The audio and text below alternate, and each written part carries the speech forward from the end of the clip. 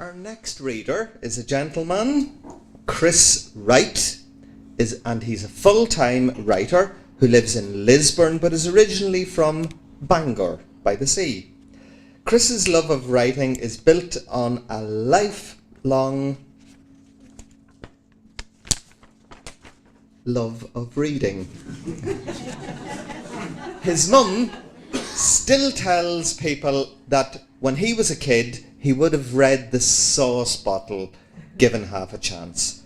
Chris vehemently denies this allegation, but will not reveal how he can recite all the ingredients in HP sauce.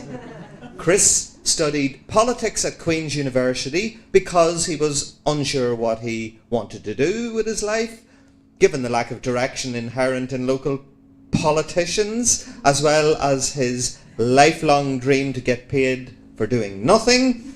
Chris appears to be well qualified for a job in Stormont.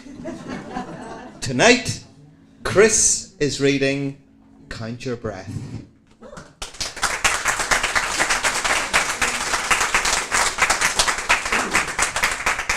Thank you. I hope after that nice jovial introduction you don't think that this is going to be a nice jovial story, because it's not.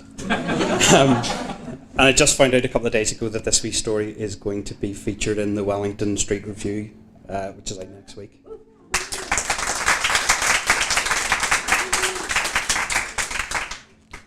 Count your breaths.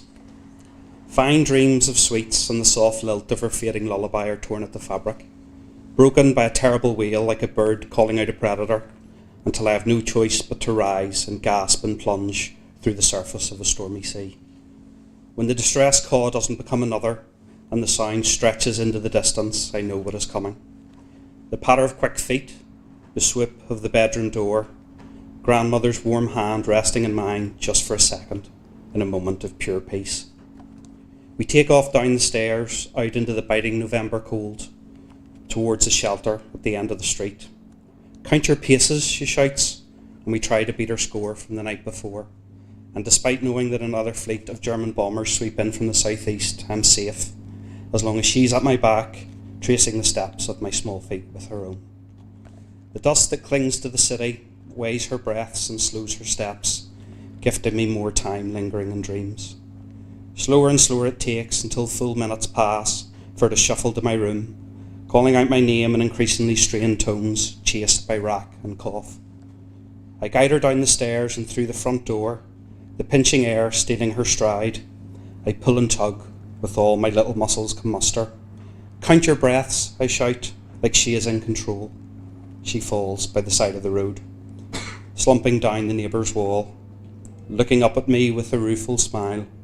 I count to 3 and count no more. Thank you.